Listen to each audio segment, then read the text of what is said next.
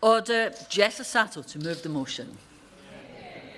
I beg to move that this House has considered measures to improve women's safety while walking, wheeling, cycling and running.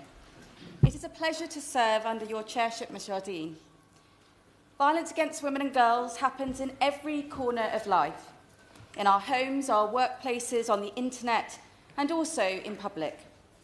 Whether we are commuting or exercising, women and girls across the country risk harm just being out and about.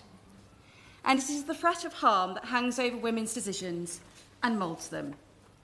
Those cycling home from work, for example, may weigh up whether to take the direct route home or the safer route home, the one that is lit, the one that is busier, but not too busy.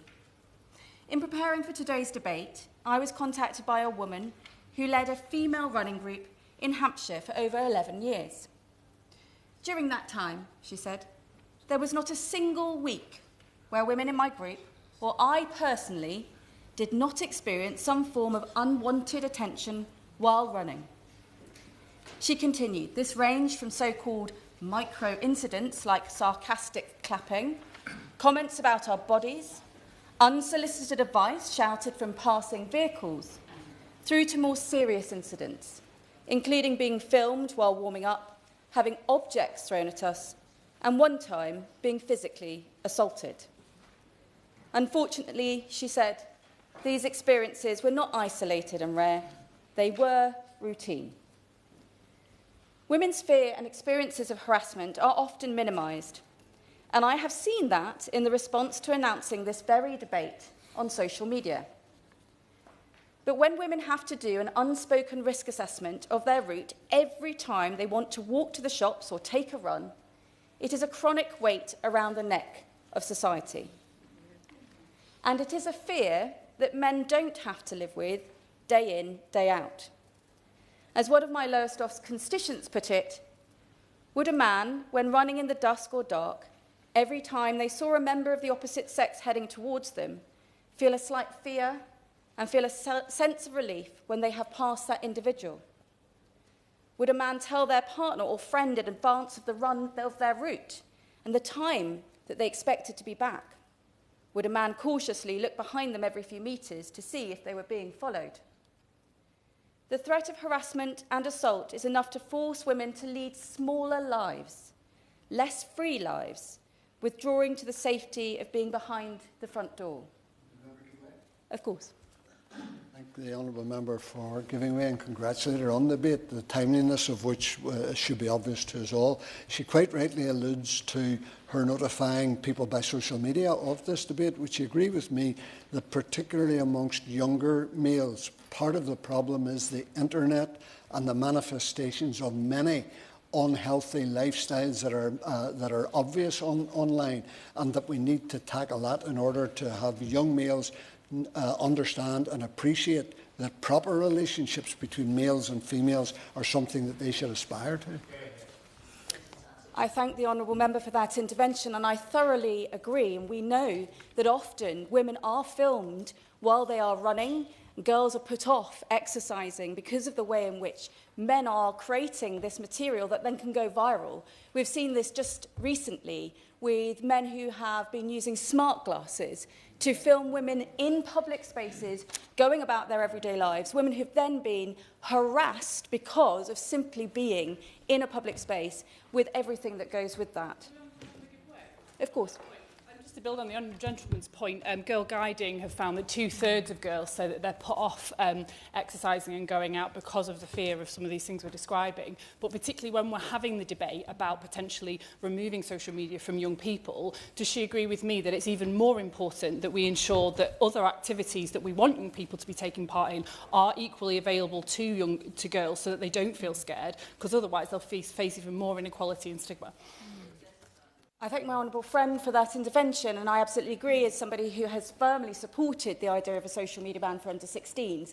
It is partly because of the huge impact that has on girls and their body image, and that obviously affects the way in which they think about taking part in sporting activities, often in public. But also we know that many of those girls are catcalled, they're whistled at, not just by boys their own age, but often by grown men as they come back from school.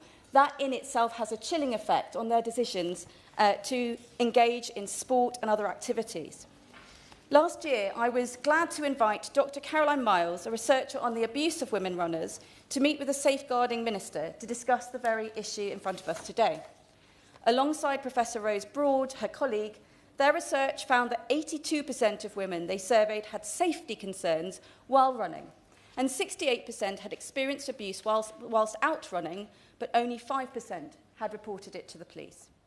Of those who experienced abuse, 91% received it verbally, 29% were followed, and 10% were sexually flashed. That is illegal. Indeed, very recently, a man exposed himself to a woman on our seafront in Lowestoft when she was out on her daily walking route, something that has had a profound impact on her sense of outdoor safety. The researchers also looked at the 81 offences recorded by Greater Manchester and Merseyside Police in 2021 and 2022, and found that over 40% were sexual offences. The university researchers have identified 3 areas in which they think the government could go further. Firstly, improved space design. Second, police training. And thirdly, challenging societal attitudes. I'm very glad to see that this government's Violence Against Women and Girls strategy, launched just before Christmas, makes reference to the fact that well-lit streets, accessible transport and thoughtful urban design can deter violence and reduce opportunities for harm. And we now need to see national design guidance reflect the concern for violence against women and girls.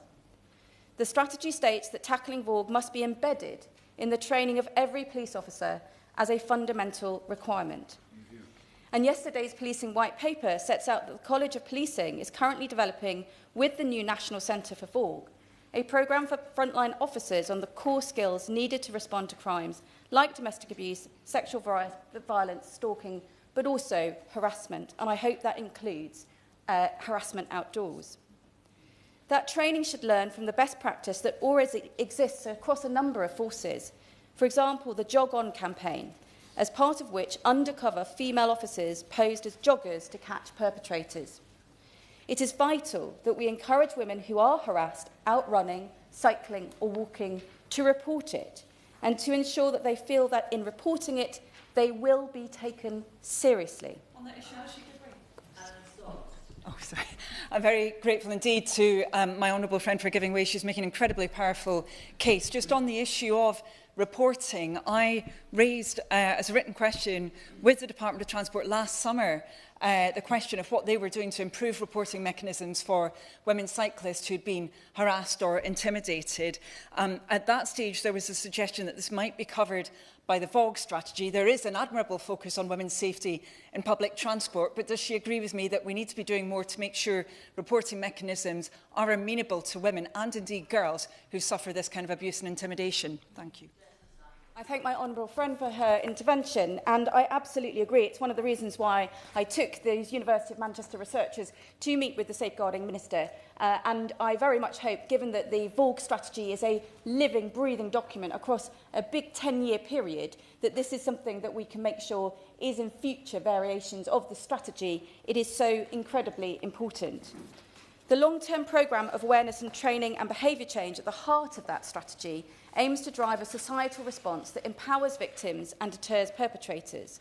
And this will, in the medium and long term, drive the change we wish to see. My honourable friend for giving way and for her excellent speech on this important subject.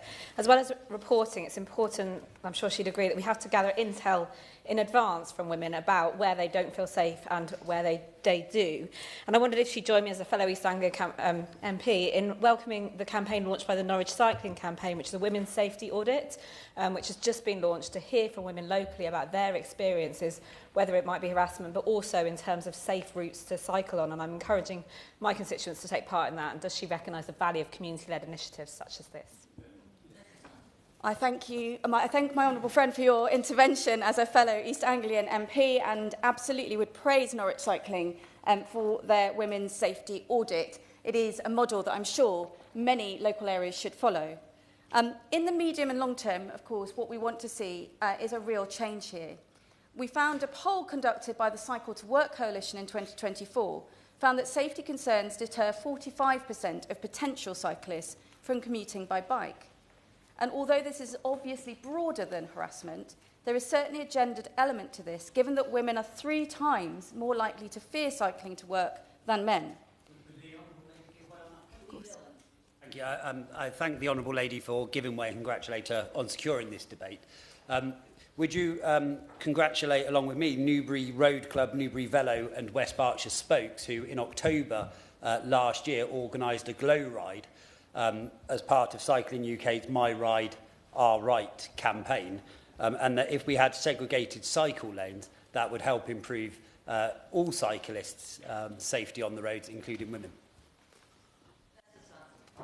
I thank the Honourable Member for his intervention and obviously would love to congratulate Newbury Road Club and the other organisations who are highlighting Cycling UK's My Ride, Our Right, who have been very, very active in this discussion about women's safety in cycling, and I'll come on to segregated cycle lanes. In these dark winter months, safety concerns can often be at their greatest. Research by Sport England's This Girl Can campaign found that 72% of women worry about their personal safety when it's dark, and they've changed their behaviour as a result. And this has knock-on impacts. As one of my constituents wrote to me, if women feel unsafe or intimidated in these spaces, we lose more than just an exercise route. We lose a vital lifeline for our health. Indeed, to protect themselves, women are forced into more expensive, less healthy options to get around, like driving. And the many benefits of active travel, including the long-term public health savings, are lost. A study by Finnish researchers, for example, found that active travel reduces absences from work. And TfL has found that people who walk to their high streets spend 40% more in local shops. This is also replicated for those who cycle to our local high streets. Cycling in particular requires the physical environment to reflect the needs of women and girls to be safe. Cycling UK have found that 45% of women say that direct traffic-free paths to town centres would encourage them to cycle more, and 39% say physically separated cycle lanes would make the biggest difference. Also, polling from Cycling UK from 2018 found that 50% of respondents in London saw a lack of separate cycle lanes as a barrier to cycling. But thanks to large-scale investment in a network of cycling and walking infrastructure in our capital, the same survey in 2025 saw that concern halved. That model ought to be replicated throughout the country. I therefore look forward to the government's cycling and walking investment strategy later this year and hope to see that investment in infrastructure explicitly reflects the very real barriers that women and girls face, particularly given that the gender gap in cycling has widened since 2018. 9 in 10 female cyclists have experienced abuse whilst on the road, and 63% said it occurred at least once a month. As a result of these experiences, over 20% of these women said they had given up cycling, temporarily or permanently. And so I hope in the strategy to see a target and a plan to reduce the gender gap in active travel. There are a wealth of organisations in this space, and I'm sure the Minister and her department will be encouraged to continue to consult meaningfully with these organisations in preparing and implementing the strategy. Like all of us, I want to see my girls, my children, grow up with the freedom to enjoy the outdoors, to live healthy lives, and to travel safely wherever they want to. Our constituents rightly demand that freedom, and we must answer their call. We must be able to live in a society where women don't need to walk down the street, clasping their keys in their hand or pretending to be on the phone to someone just to protect themselves. Girl Guiding's latest Girls' Attitude Survey found that 68% of girls aged 11 to 21 have changed their everyday behaviour in the last year to avoid sexual harassment. Of that 68%, 12% say they have changed where they exercise, and 11% say they have changed the type of exercise they do. I won't stop fighting for a society in which that 68% becomes 0%. Thank you. Can I remind members that they should bob if they wish to be called in the debate? And at the moment, I would advise an informal time limit of 5 minutes. The question is that this House has considered women's safety while walking, wheeling, cycling and running. Fiona Hobhouse. Thank you, Ms. Jardine. It's a pleasure to serve with you in the chair. Now, I am a cyclist. I love cycling. I've always cycled since I cycled to school as a 6-year-old. I cycled throughout my life as a university student. And I still cycle today. I see it as a way of transport. For me, it's not a sporting activity. It's very much my choice of transport. But only recently, in Bath, I was going to cross a road to the right, and I stopped. And then the driver next to me pulls his window down and comments on my skirt. Me, you know, I mean, a 65-year-old woman, on my skirt. And I was so shocked that I wanted to get away and nearly then went into a car because, you know, I made that mistake because I was so shocked. Cycling is not a very safe way of transport anyway, but being harassed is making it even less safe. Women want to cycle, yet today only 1 in 4 cycling trips are made by women. That's not because women don't want to cycle. Almost 60% of women limit how much they cycle because of safety concerns. 1 in 5 women have stopped cycling altogether, if we've already heard, after feeling intimidated by drivers, just like I did. This is clearly more than just a personal issue. It is a public policy issue. We must build the infrastructure that makes women feel safe, visible, and supported on the road. Too often, women are forced to choose between 2 unsafe options: dark, isolated roads or busy roads without protection. If we had built well-lit, segregated and visible routes, especially for evening and nighttime travel, far more women would feel safe and confident in cycling. Cycling UK's campaign, My Right, Our Right, calls for women's safety to be embedded in all transport and safety strategies, including the upcoming cycling and walking investment strategy, and I echo that call today. This strategy must include measurable targets that improve women's safety, including clear goals to increase the proportion of cycling trips made by women. The draft strategy already recognises that investment in well-lit, safe, high-quality walking and cycling routes increases feelings of personal safety, and that, of course, includes men and boys and children, but it is particularly important for women. And this particularly supports the government's work to tackle violence against women and girls. Cycling UK is urging the government and Active Travel England to update design guidance LTN 1-20, strengthening standards for lighting and nighttime safety, and introducing gender-responsive safety audits for all new active travel schemes. I very much hope to see these measures in the final strategy. Right now, the UK lags behind many of our European neighbours. And I mean, I would say that also starts with allowing children to cycle at an early age to school. There are a lot of things that we can do to encourage young people to take up cycling in schools. I became a lifelong cyclist because I started early. Fewer than 1 in 5 people walking, wheeling or cycling on an average day compared to more than 1 in 4 across Europe. Now is the time to change that. Yeah. Keira Entwistle. To serve under your chairship, and I thank my honourable friend, the member for Lowestoft, for securing this really important and timely debate. Chair, put simply, women aren't safe running, walking, cycling, or simply just existing. We're not safe in our own homes, we're not safe in pubs, bars, restaurants, at school or at work, and crucially for the purposes of this debate, not even at the gym. Girls are at risk too. How many of us have stories that start in our school uniform? When I was at school, men in cars slowed down beside me. Men in white vans asked where I was going. Grown men followed me and asked to wear my glasses, although I don't have them on today. And being the daughter of a prison officer, I was educated early, not in confidence, but in caution. My dad would say, don't take your phone out when you're walking home. Don't listen to music on a walk home. Stay alert. Cross the road if a man's behind you. Walk with your keys between your fingers. And that doesn't just disappear when you grow up. Only last week, going for a run in Bolton, I shared my location with my family over WhatsApp, just in case. Just in case. Those words tell you everything. I wear a running vest with a phone pocket. I clip my SOS fob to my clothes. I plan my route like a risk assessment, and that's not the point. And that's the point. Men don't exercise with contingency plans, but we absolutely have to. And when it comes to exercise, women are constrained by the hours we can safely be outdoors. Even in daylight, safer doesn't mean safe. And after dark, many feel pushed indoors. And here's the bitter irony. A lot of us can only exercise when it's dark because we are still primary caregivers. We still do the school runs. We still care for our elderly or disabled relatives and for our children with additional needs. Society relies and depends on that care, and then acts surprised when women's lives are more restricted and when we are forced to pay for safety. For many women, a gym membership is the price of feeling secure enough to exercise at all.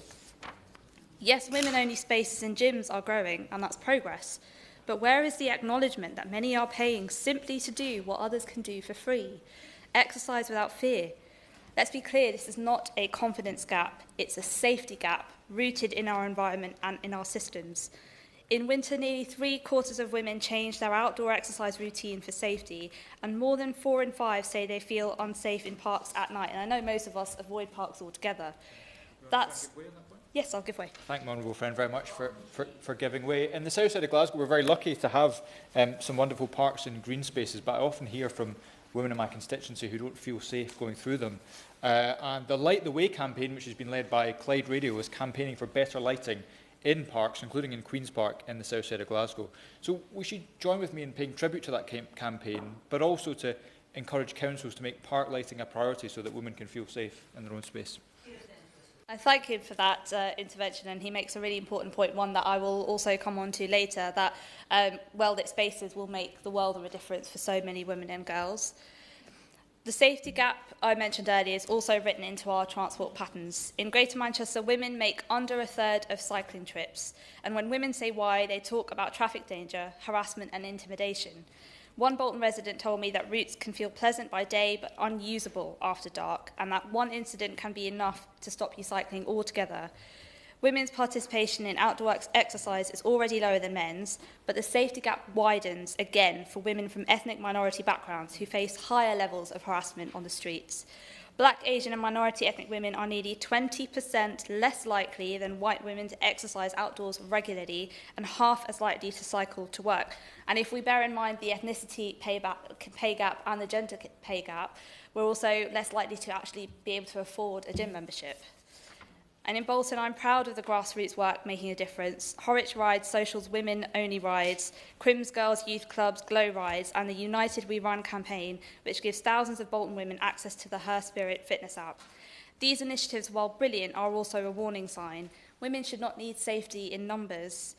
It's time we address women's safety properly, as we should have done for decades. And firstly, that starts by building routes that we can actually use. So that comes back to the well-lit, connected routes that we mentioned earlier. And as my honourable friend, the member for Lowestoft, said, treat harassment as public safety, make it easier to report and make it clear that it will be taken seriously. And finally, put women's safety into transport planning from day one and make and ensure progress is measured so that we can check whether the gender gap is closing in cycling and walking. Thank you. Anna Sabine. Thank you, I don't know why I can't say that. Thank you, Ms Jardine. It's a pleasure to serve under your chairmanship, and I'd like to thank the Honourable Member for Lowestoft for bringing forward this really important debate. I'm very passionate about women's safety, especially in semi-rural areas like Froome and East Somerset. It's not an abstract policy discussion. As has been discussed, it's about the constant calculations women make every day.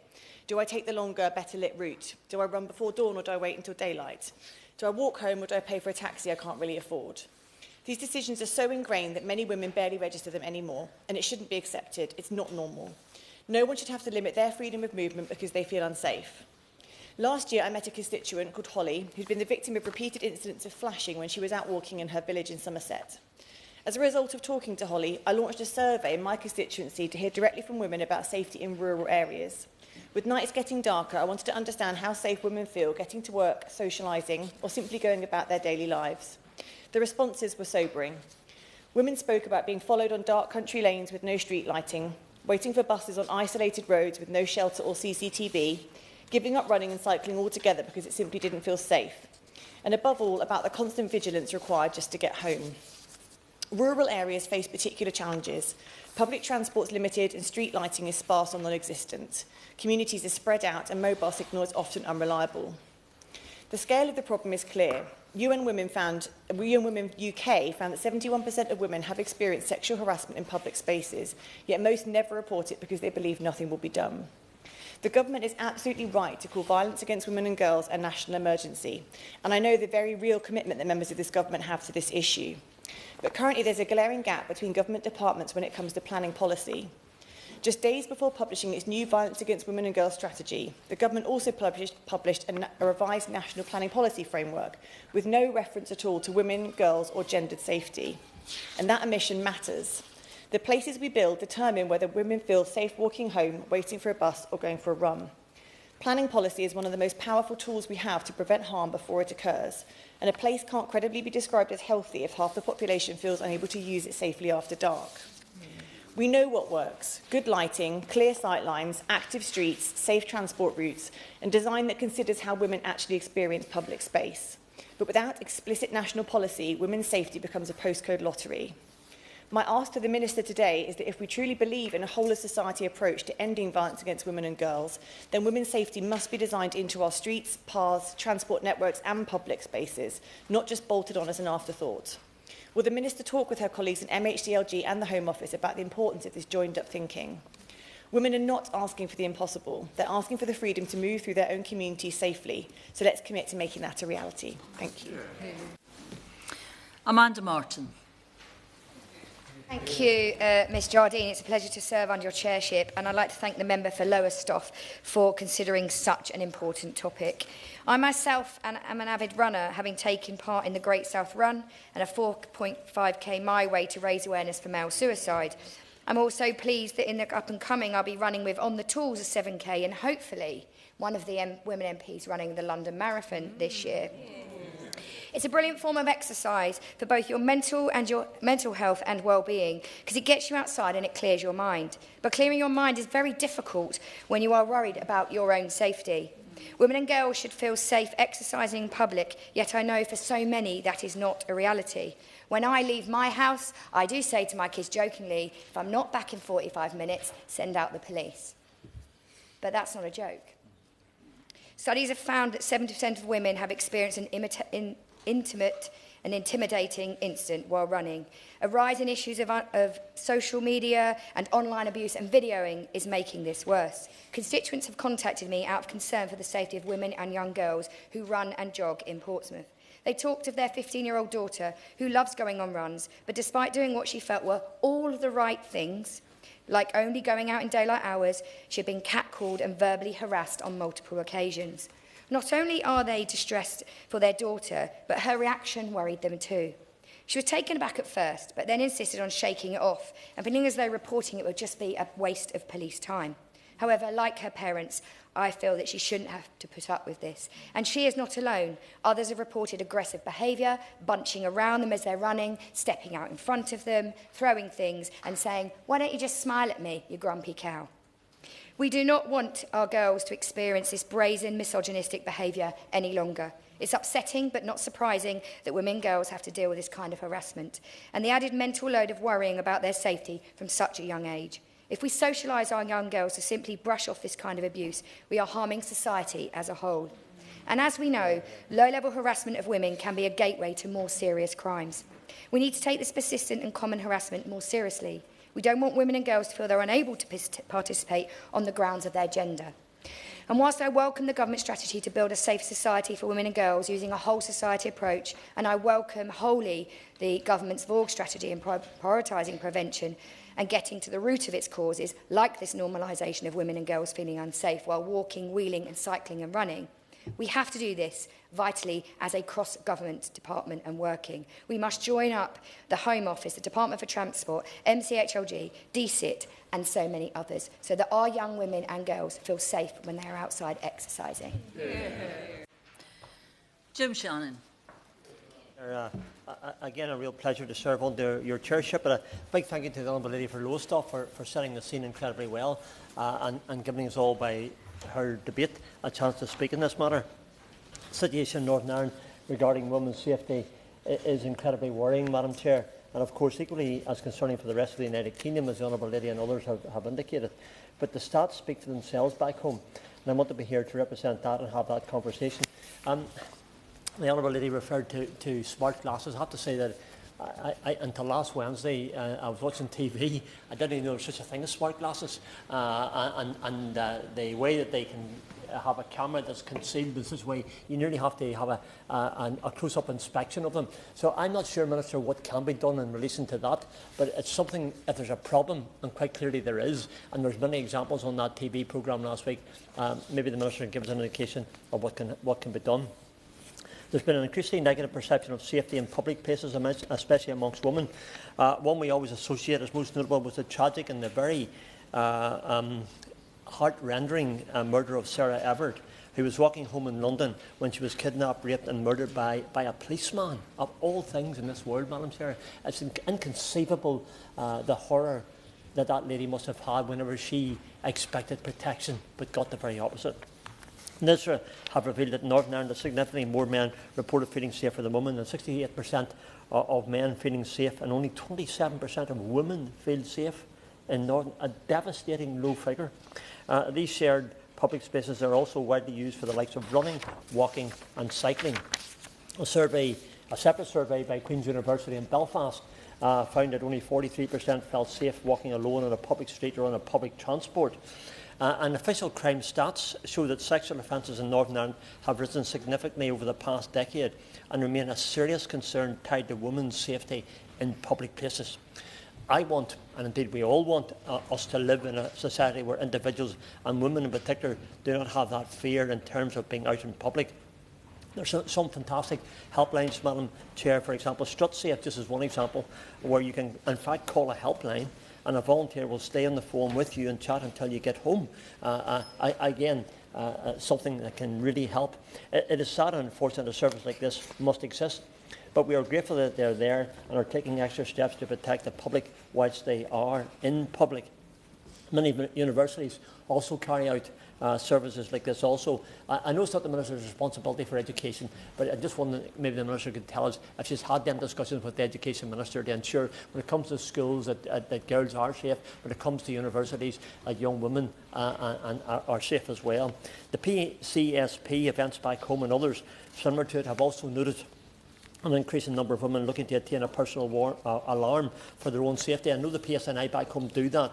If ladies want an alarm, they can get an alarm that makes a high-pitched noise, which sometimes would distract the person involved, and that can be helpful.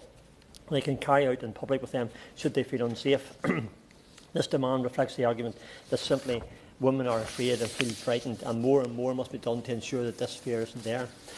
In my constituency, and maybe in others, and I've noticed in the sports clubs that we have, whether it be the karate, the judo or the boxing, that many young girls and young women are taking up those sports simply so that they can protect themselves.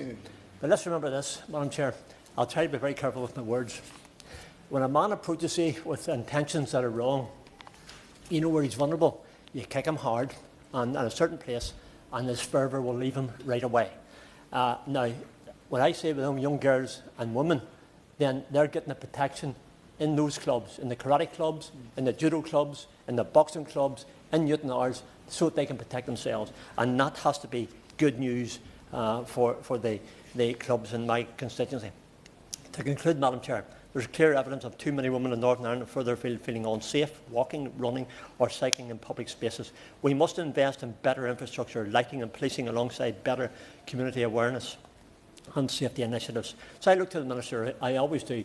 The Minister will respond, I know she will. Our intention is to help us all in our request to making public spaces across the nation feel safe, accessible and welcoming for all women, whether they are in a group or alone. Thank you very much.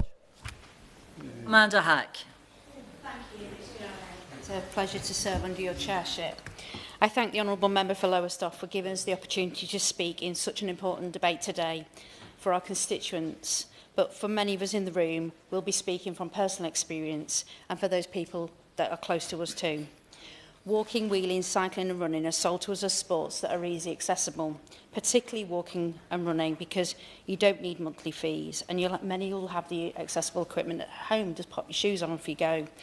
But for women, it's nowhere near as accessible as it should be. We hear the phrase, everyone has the same 24 hours a lot, particularly on social media, trying to shame people for not going on a run, not going to the gym, not choosing their bike to go to work instead of the bus. I know a lot of women who will actively choose not to exercise at night because they feel unsafe. Suddenly, those 24 hours are limited to only when it's light outside. If you work at an office during winter hours, those hours are available for you to have a run or a cycle that even feel more restricted. Of course.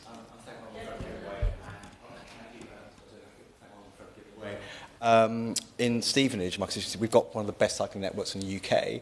However, the lighting is absolutely shocking in some places, and that's because they've changed it over the years through LED lighting at Hertfordshire County Council. So does my honourable friend agree that we do need a whole government approach to this at all levels, and we should encourage all our local councils to think about that when they're designing their lighting systems? Yeah. I thank my honourable friend for making that intervention, and 58% of women said that their cycle journeys are limited because of safety and the infrastructure that's provided. So incredibly important point. I think, as somebody who has run fairly regularly for a number of years, Hassel, sadly though, has been a daytime as well as a nighttime experience. Of course. For giving way, and as she rightly alluded to, catcalling, being followed or being shouted at by passing cars is something that is a frequent event for many women who go out running, and in my constituency there are lots of really poorly lit paths, poorly lit parks, and this really forces women to limit when they actually go out and run and when they feel safe. So does my honourable friend agree with me that women should not have to choose between doing the exercise that they love and their safety?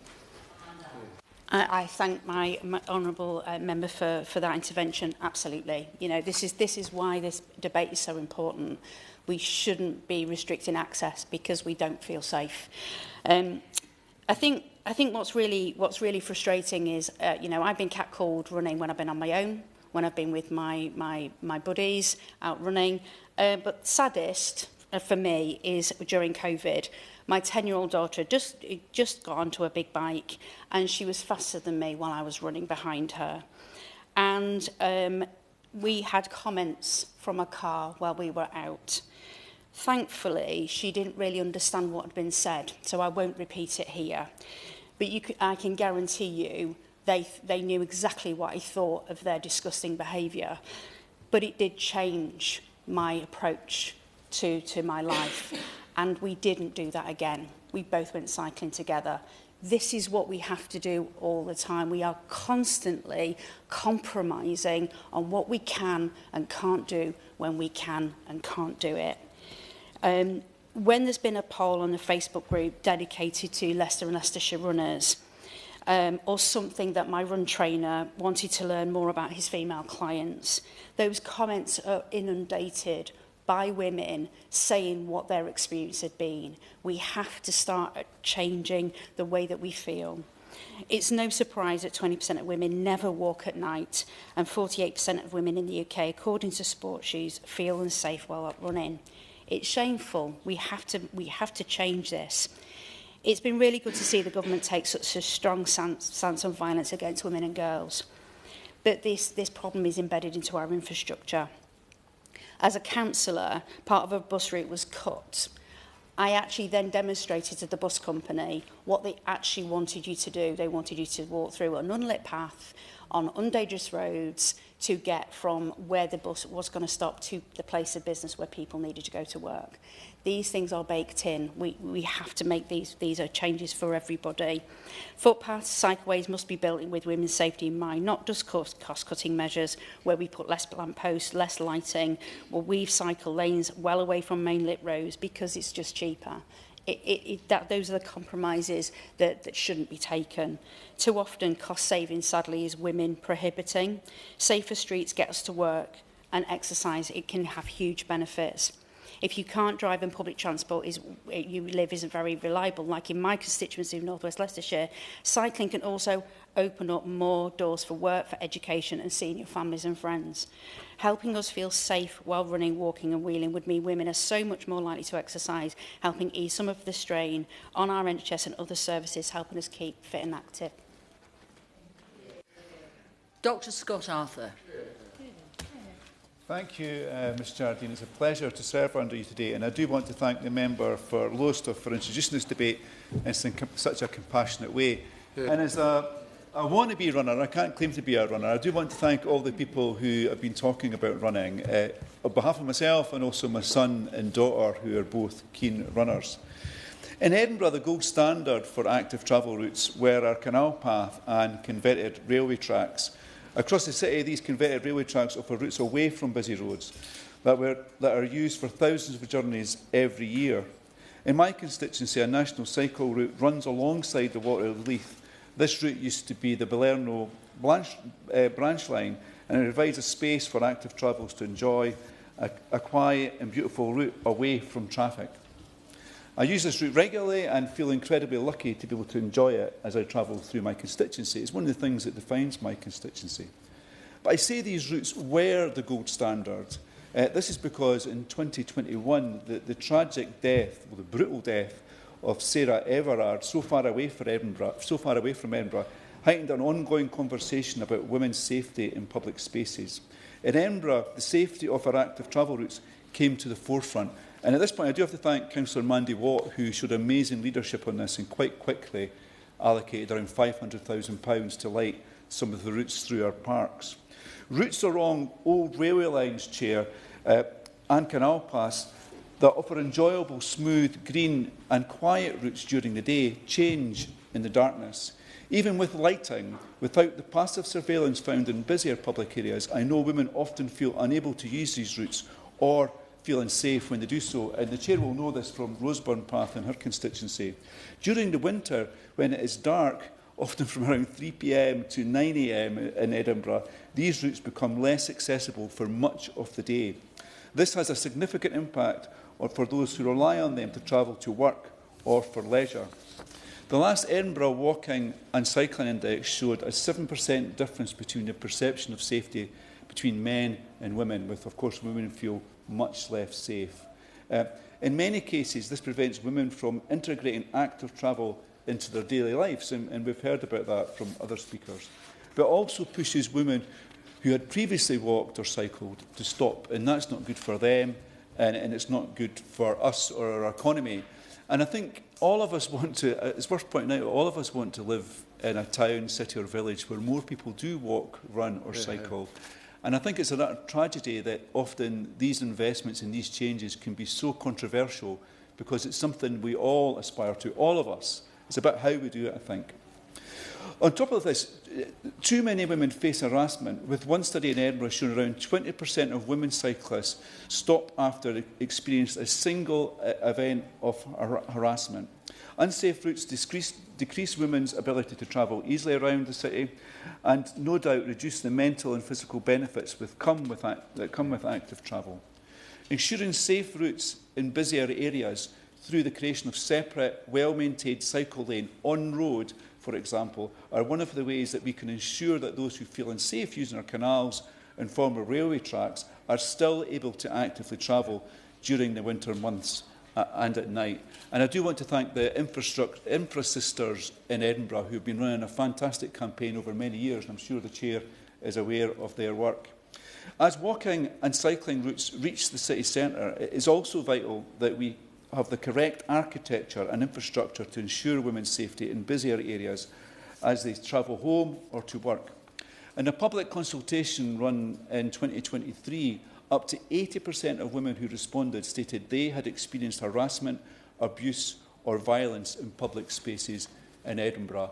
Now, some people might think 80% is an exaggeration, and I did when I first read that stat. But when you speak to women, you find that it's absolutely not. And I was ashamed to hear some of the experiences that they had had. They're very happy to.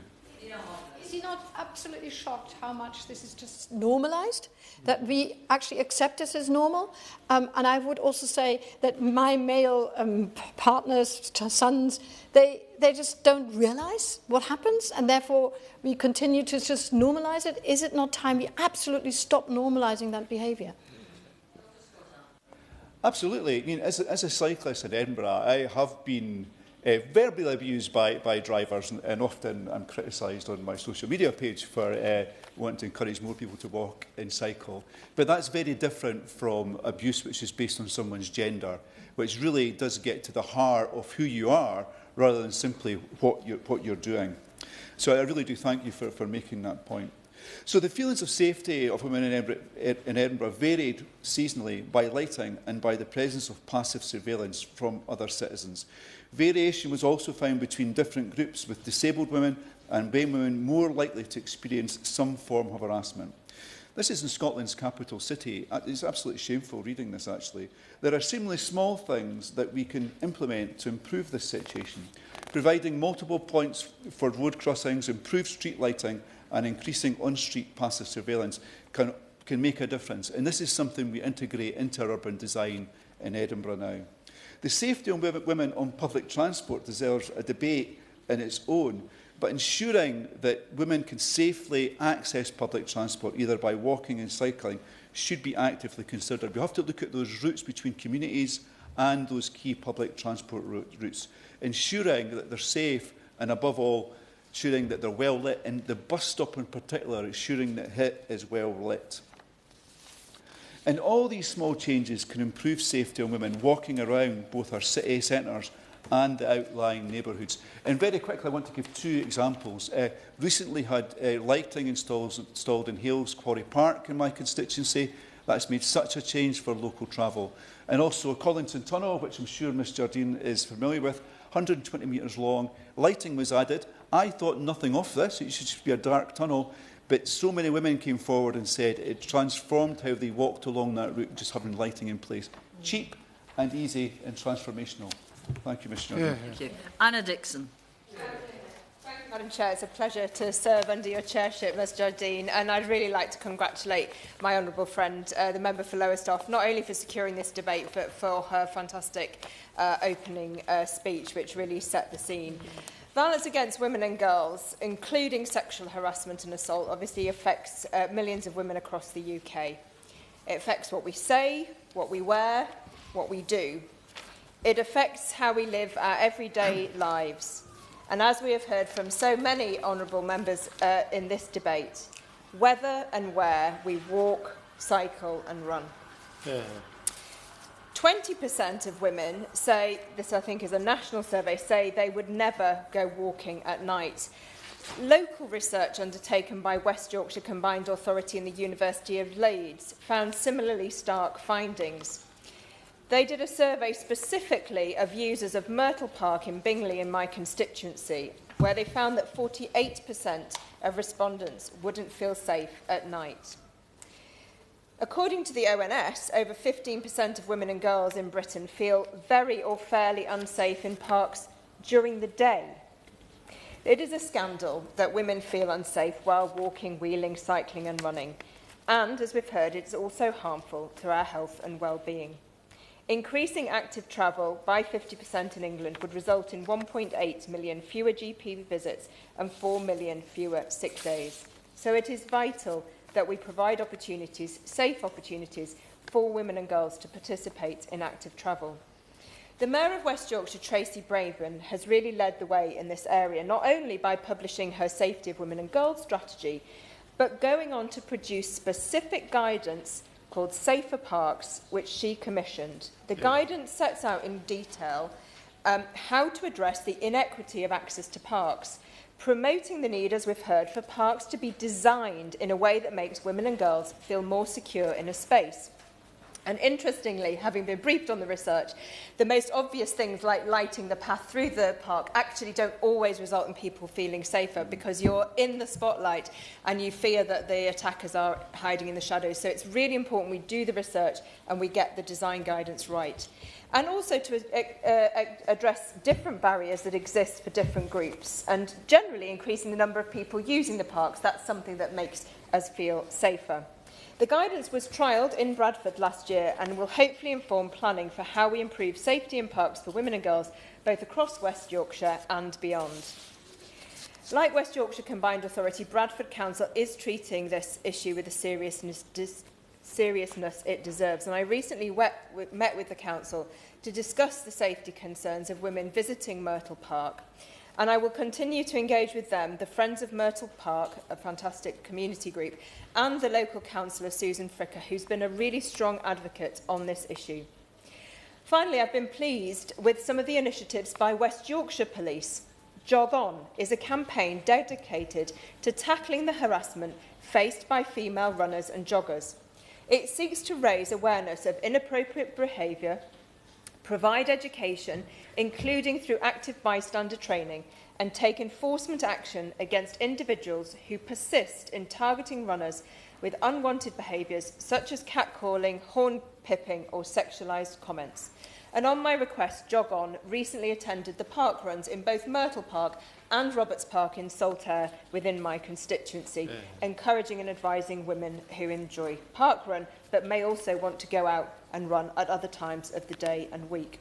So to conclude, Madam Chair, women and girls must feel confident to get out and about on their bikes and feel safe in our parks and green spaces. And I would add to that, along our canals and our greenways, I'm campaigning for the Wharfdale Greenway in my constituency, and I'm going to highlight that it must be designed with the safety of women and girls in mind, following my honourable friend's excellent points about Edinburgh. And I hope the Minister will encourage the sharing of these positive initiatives from West Yorkshire and Bradford, and I hope that she will, with colleagues, also ensure that local authorities have the funding and guidance that they need to be able to secure the safety of women and girls in all our public spaces. Thank you. Thank you. Josh Fenton-Glynn, please. Thank you, Ms Jardine. It's an honour to serve under your chairship. I refer the House to my register of interest as chair of the All-Party Parliamentary Group on Running. It's a pleasure to speak in this debate, and I thank the Honourable Member for Lowestoft for bringing it forward, and also for her constant work on this area. Because running should be available to everyone as a form of exercise, stress relief and mental regulation, but it's simply not, because it's only available to people who feel safe to do it. The reality is that too many women do not feel safe when running. And when we put it plainly, 70% of women say that they've experienced an intimidating incident while running. 2 out of 3 women have faced harassment. These aren't isolated experiences, they show a pattern that forces women to adapt their behaviour. Women change their routes, they avoid running in the dark, they stop altogether. It's not freedom, it's women adjusting their lives because of the behaviour of men. I'm a member of a running club, and there are many running clubs in my constituency of Calder Valley which are available to make women feel safer because there is safety in numbers, and I pay tribute to those clubs, particularly the all-female running clubs we have, such as the St Paul Striders, who create these spaces, but they shouldn't be relied upon, and women shouldn't have to do things differently. And men who make women feel unsafe have got to face consequences, because we know that serious offenders begin with acts of harassment. If we want to prevent worse crimes, we cannot ignore the early ones. We need to make reporting easier, and we need to make follow-up stronger. And we need systems that take women seriously when they come forward. Now, I represent a constituency which has large rural areas, so simple solutions like better lighting or planning just can't be relied upon where I am. And fundamentally, it comes down to how seriously these complaints are taken. I'm reminded of 2 very similar incidents that happened while I was a councillor, of men exposing themselves to female walkers. They happened about 5 years apart. One, the police didn't take the action very seriously at all, and one they did. In the first one, the policeman, I suspect, spent more time complaining to me about people posting about the crime on social media than they did following it up. But actually, things have changed in West Yorkshire, not out of the ether, but because of leadership. Alison Lowe, our Deputy Mayor for Policing, has really changed how things are looked at, and it's made a huge difference. And fundamental to good outcomes is an institutional recognition of the problem. We need our police to lead from the front, to take victims seriously, and to be proactive in their information and support. Running should be for everyone. It should not depend on gender or postcode or the time of day. If we want more people to enjoy the benefits of running, then we must make sure women feel safe enough to take part. That means consequences for harassment, proper lighting, easier reporting, and support for the communities that bring people together. Thank you very much. I'd like to move to the front benches at 15:28 if possible. John Slinger. Thank you, Madam Chair. It's an honour to serve under your chairship, and I pay tribute to my honourable friend, the member for Lowestoft, for her assiduous campaigning and for bringing this important issue to the Chamber. This is a problem that women suffer, but the problem is caused by men, not all men, of course, and men must be part of the main part of the solution, because women's spaces are being constricted. Women are being forced to take exercise in more public places and to avoid those footpaths and canal towpaths, and parents of daughters will have had those conversations with them. But then when they do move into the more public places that are better lit and are supposedly safer, they then face intimidation, catcalling and the like. And this is a total outrage, as my honourable friend has said. If it were happening to men, it would be dealt with very rapidly, I can assure you of that. Women are adapting their behaviour, but it's men's behaviour and men's attitudes that needs adapting, confronting and changing, and yes, on occasion, prosecuting. Many men and boys don't even know that they're doing anything wrong, but actually they're intimidating women and they're shrinking their status and their freedom as citizens. And so we need a multifaceted approach, which of course the government is taking through the VORG strategy, encompassing education, public education, policing, criminal justice system work and more. But it's clearly not something that can be prosecuted out of existence. However, part of the challenge is to defeat the defeatism, and more can be done and is being done. People would instinctively tell you that if you mention catcalling, they would probably say, oh, that can't be dealt with. How could you prosecute it? However, as we've heard about Operation Jog On, it is possible for police to take action. I just want to briefly touch on the work of Warwickshire Police and Rugby Police in particular. They have a Safer Neighbourhood team which is carrying out work with VORG walks. It has an enhanced policing initiative on Friday and Saturday nights promoting Ask Angela. They have Project Vigilant, where officers are trained to detect predatory behaviour. They've set up a working group where they're looking at surveys from the park run to walking groups and so on, so that they can get the data and work out whether they also would like to carry out an operation similar to Jog On, the one that was carried out by Surrey Police. And they also do lots of education in schools. So really, Madam Chair, we need to ensure that there are no no-go areas for women and girls in our society. And we need to commit to working more to tackle the misogynistic, predatory behaviour of some men and some boys. And they need to be the people who are feeling worried and intimidated when they are going into public spaces or any other spaces with those attitudes and perpetuating those attitudes. And with that, I'll end my comments. Thank you very much, Madam Chair. Thank you very much. Liberal Democrat spokesperson Marie Goldman, please. Thank you, Ms Jardine. It is a genuine pleasure to serve under your chairship. And I pay tribute to the Honourable Member for Lowestoft for securing this really important debate.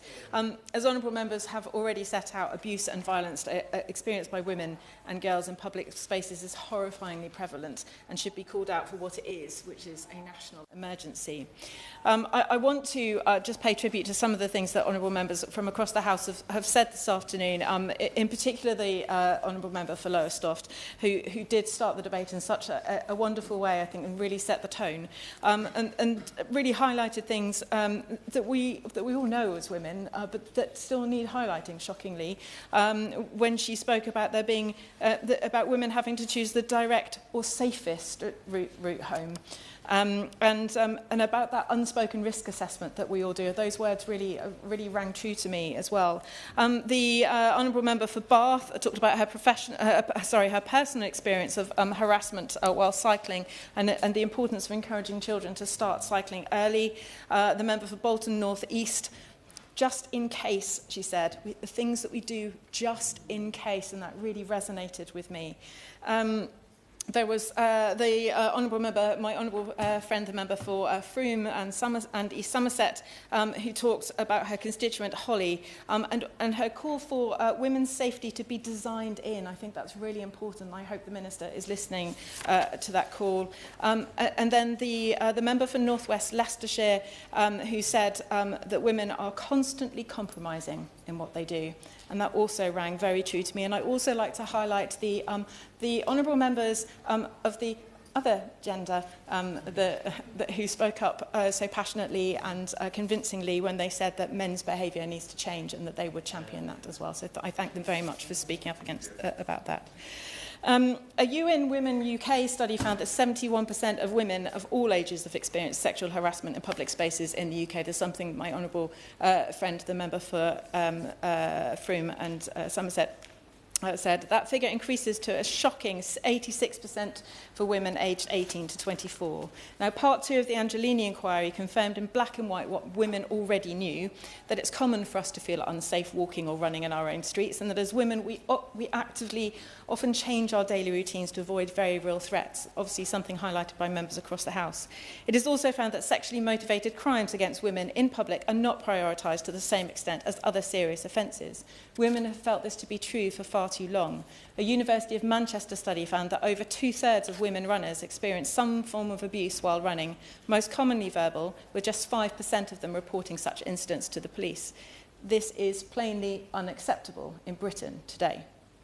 Liberal Democrats have urged the government to implement all 13 of the inquiry's recommendations without delay. The sense of insecurity among women worsens during the winter months, as the lack of safe routes during the dark evenings greatly restricts women travelling for work or leisure, something very much highlighted. Of course I will. I'm grateful to my honourable friend for giving way. In my constituency of Richmond Park, the park itself is a very, very popular spot for runners and for cyclists. But as she points out, during the winter months, it's so much darker.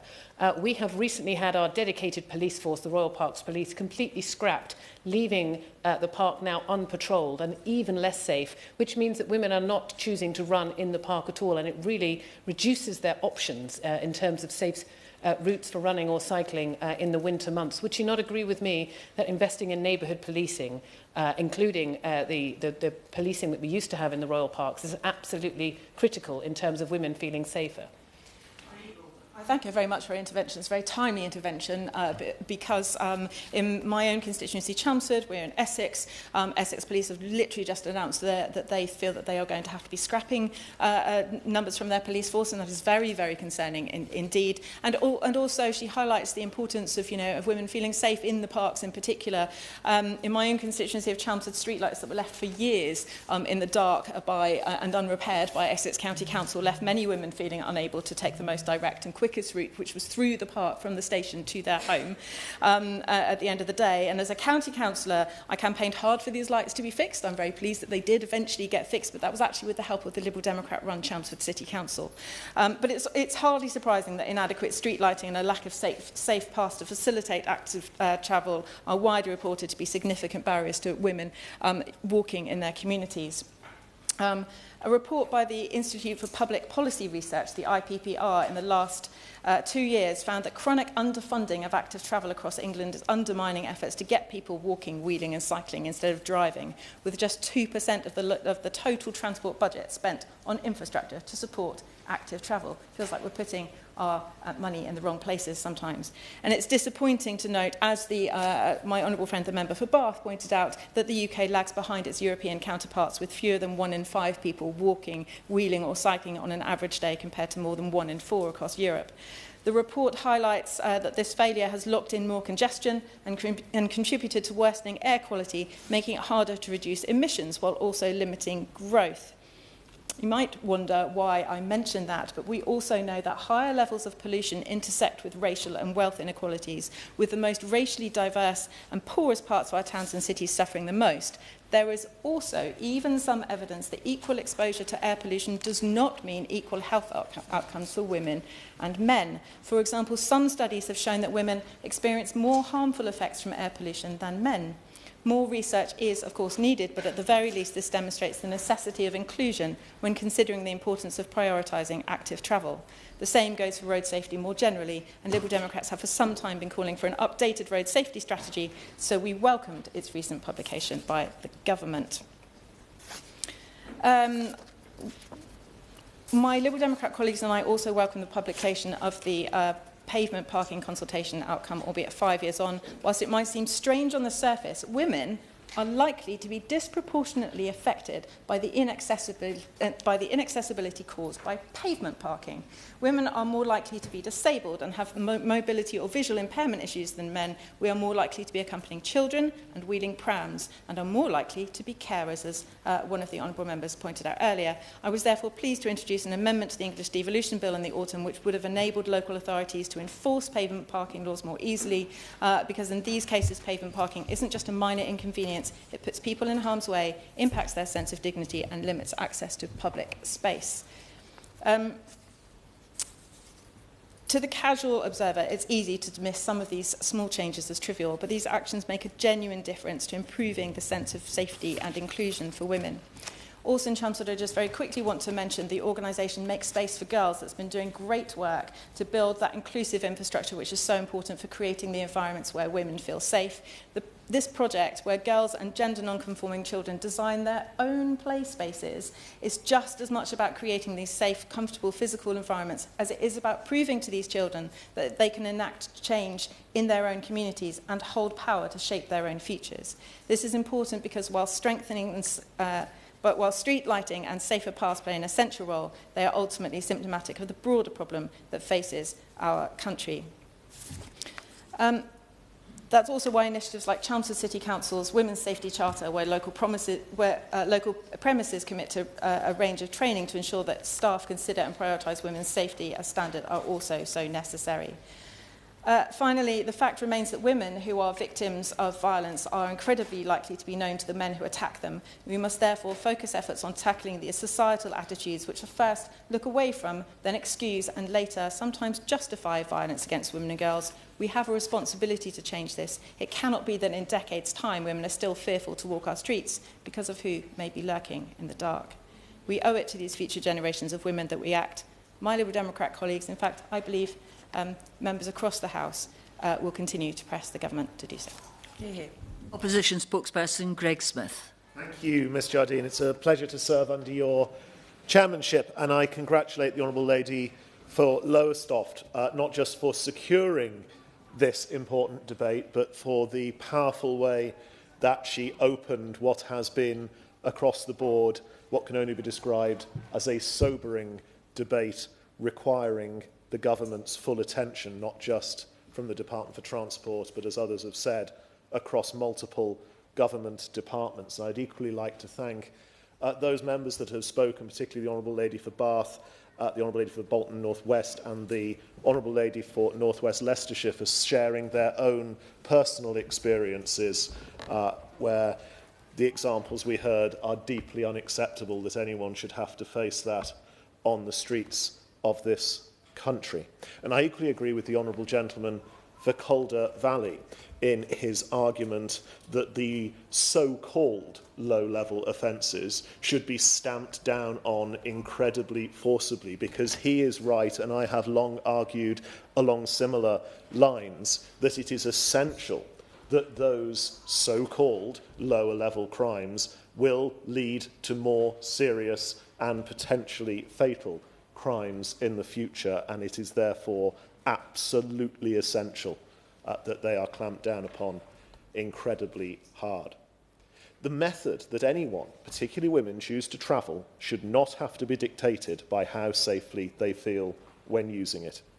Everyone should feel safe, whether they are walking, running, cycling, wheeling, driving, or another activity that we had a good debate on last week that I think should have been added to the title of this debate, riding a horse, incredibly important in rural communities like my own.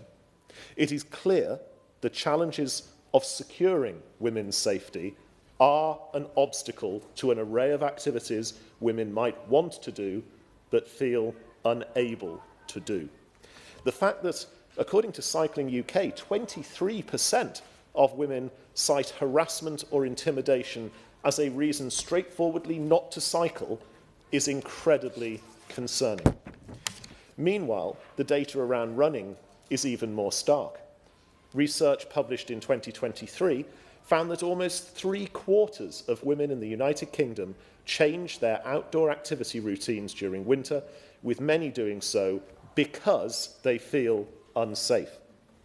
Separately, survey data from the website sportshoes.com, not one that I had been particularly familiar with until research for this speech, found that 48% of women had felt unsafe while running, compared to 36% of men.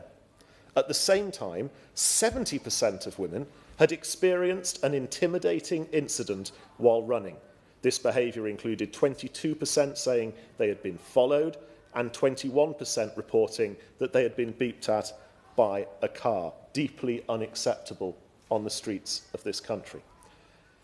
Even though it is challenging to point to one single source of data, the various pieces from a variety of organisations highlight that there are a considerable number of women who experience behaviour that is clearly despicable and not acceptable in our society.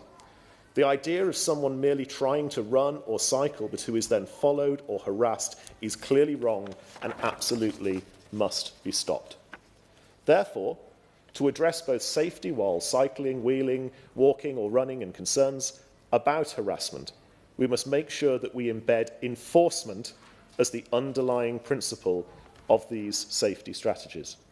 This must involve having sufficient numbers of police officers located in the right areas where women feel most unsafe, which is a challenge given that we are seeing right now a reduction in the number of police officers on our streets. And the example the Honourable Lady for Richmond Park gave was a particularly stark one.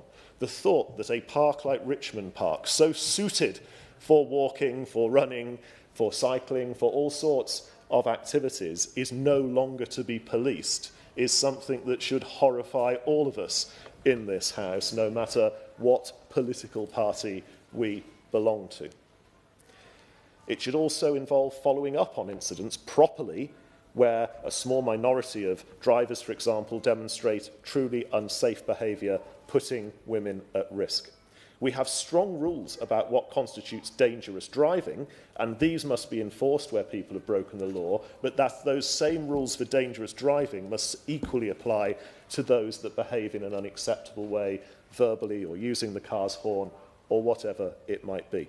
To do this, we need effective funding for our police forces, which is why my party has specifically set out £800 million that we would provide for 10,000 new police officers to be deployed in hotspot areas where crime is most likely to occur.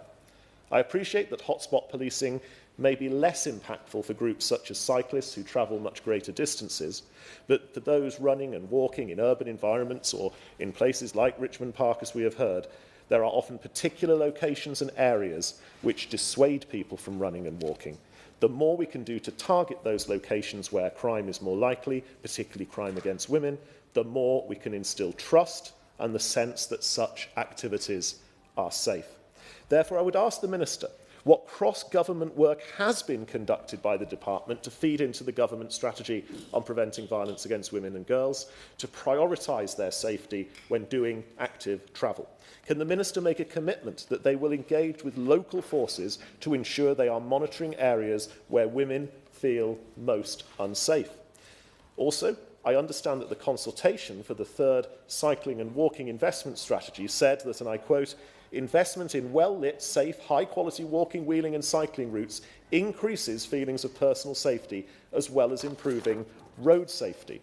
I think that we can all agree with the sentiment and the principle that we want particular areas to have improved lighting to uphold safety, as with many areas of road safety, targeted measures which focus on the areas which are most dangerous will rightly have support from members across this House.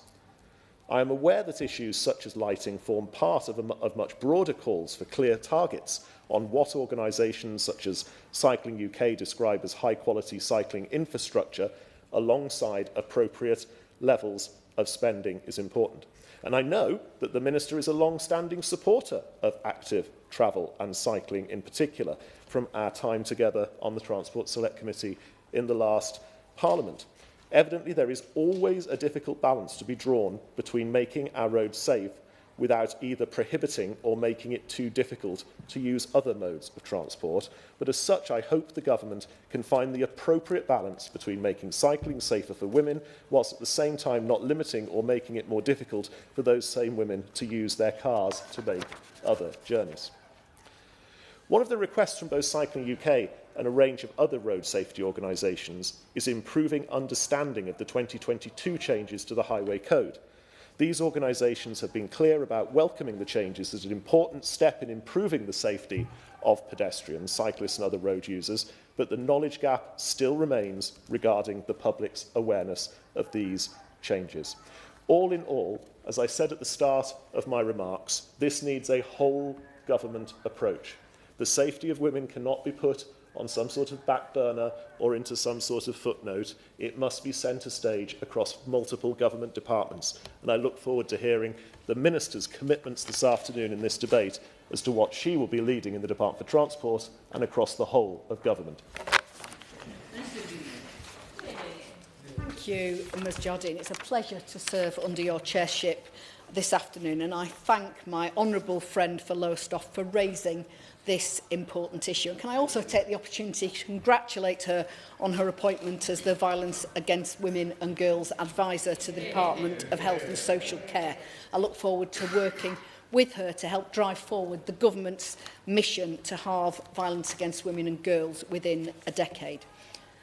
I imagine every woman here today will have recognised the issues under discussion. The honourable members for Bolton North East, for Frome and East Somerset, Portsmouth North, North West Leicestershire, Bath, Shipley and Chelmsford all describe very vividly what these issues mean for women in our daily lives. The fear of male violence is so normal, it is easy to forget that it's anything but normal. And I'm pleased that many men are also committed, including the honourable members for Edinburgh South West, for Strangford, for Rugby, for Calder Valley, and indeed the Shadow Minister are also committed to ensuring that this changes.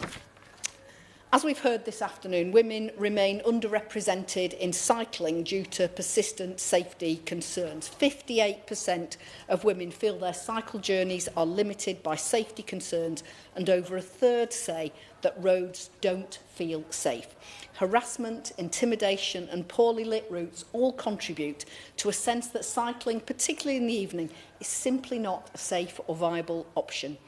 Research conducted by Dr Caroline Miles and Professor Rose Broad at the University of Manchester found that over a 2-year period from 21 to 22, 68% of women survey respondents said they had experiences of being abused whilst out running, but only 5% of these women had reported the abuse to the police. The scale of... I will give way. My own friend, the Minister, refers to the excellent research by the University of Manchester, which is also referred to by the Honourable Member for Lowestoft.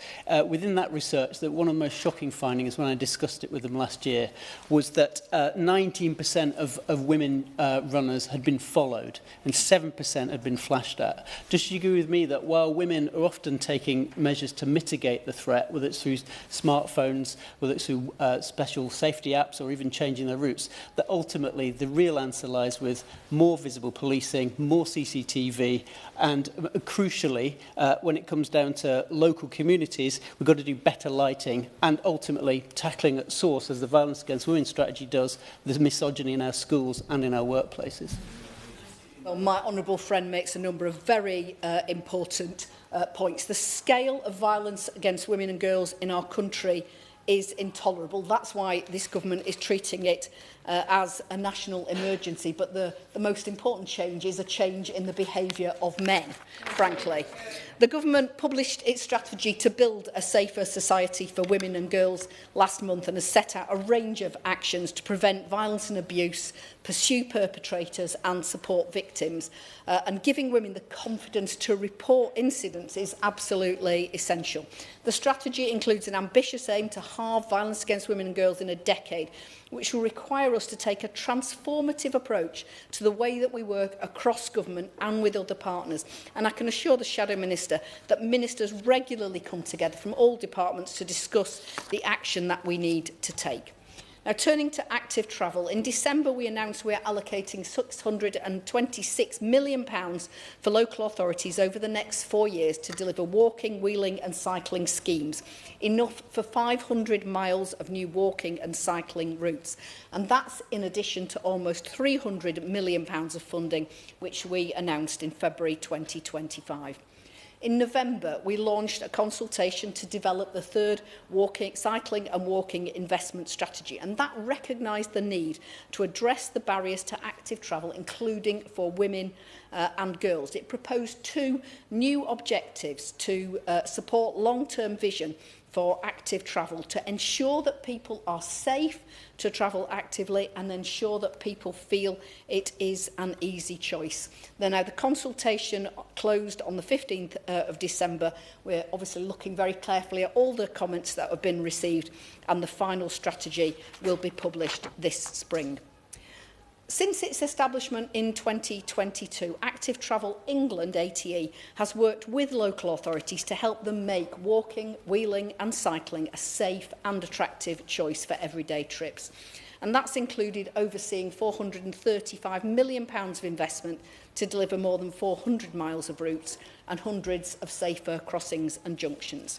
ATE have commenced a project focused on the need to better design streets for women and girls and support local authorities in the delivery of this. They're also working with Living Streets and with Footways to pilot an approach to develop walking network plans.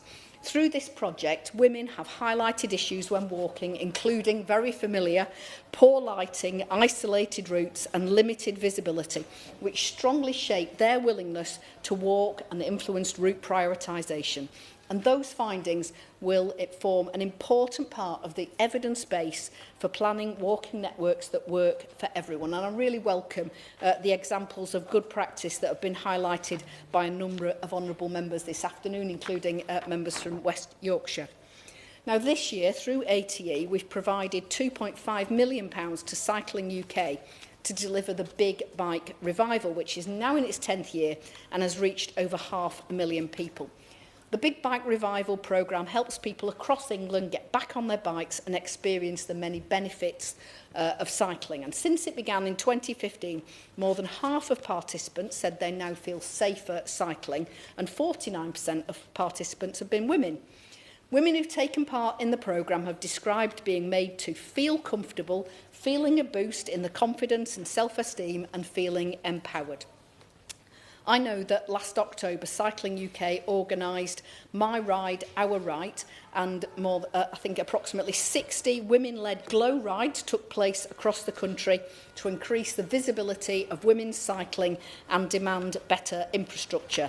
In my own constituency, cycling group Women in Tandem and Pedals organised rides, and they're doing great work to give more women the confidence to ride a bike, especially or including after dark. As they say, that's Women in Tandem, cycling should feel liberating, not intimidating. Hear, hear.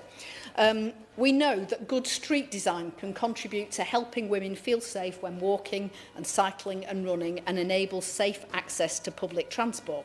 We're currently working with MHCLG to update the Manual for Streets, which was first published in 2007, and that will include advice on aspects of street design that can help improve personal safety and perceptions of safety. It's how safe is it? How safe does it feel?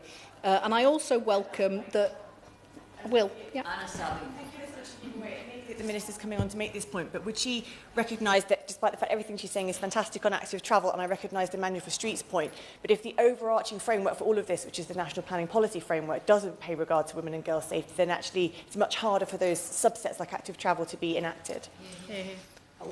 I thank her for her contribution, and as I said, we are working with our colleagues in the Ministry of Housing, Communities and Local Government to ensure that we have a coherent approach. And I also welcome the Liberal Democrats spokesperson's support for our proposals to tackle pavement parking.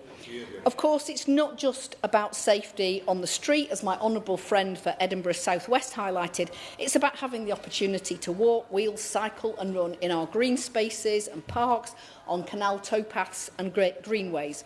Natural England's Green Infrastructure Planning and Design Guide offers detailed guidance on creating accessible green spaces, and specifically for teenage girls it emphasises the need for designing spaces that are not only safe and inclusive but also comfortable and welcoming. Sport England are also running campaigns challenging prejudice to make clear that sport is for everyone.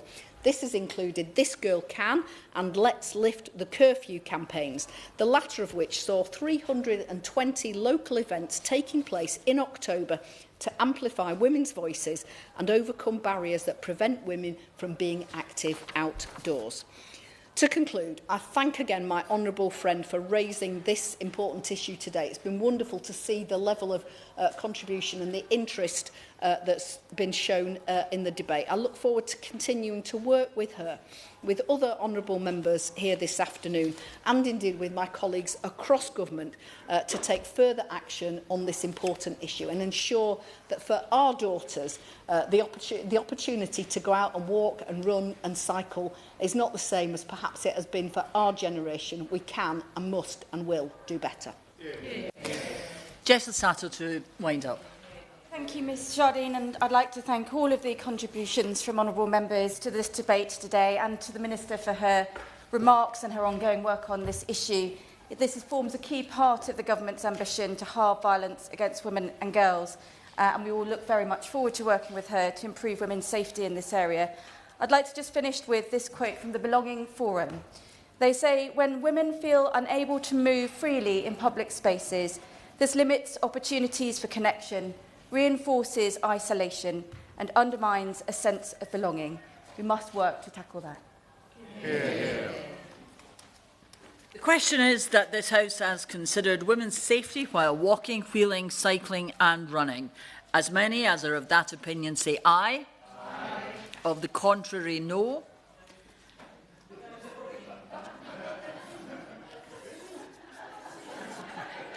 I'll do that again. Of the contrary, no.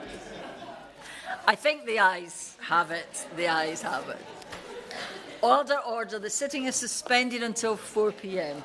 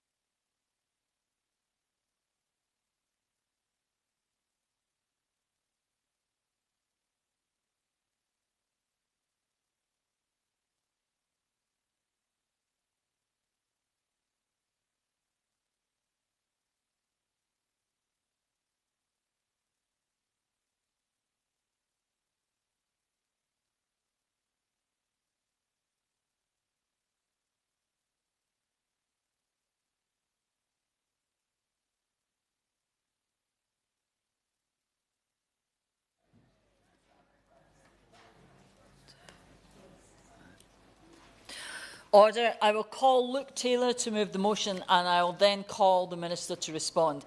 Can I remind other members that they may only make a speech with prior permission from the member in charge of the debate and the Minister. There will not be an opportunity for the member in charge to wind up, as is the convention for 30-minute debates.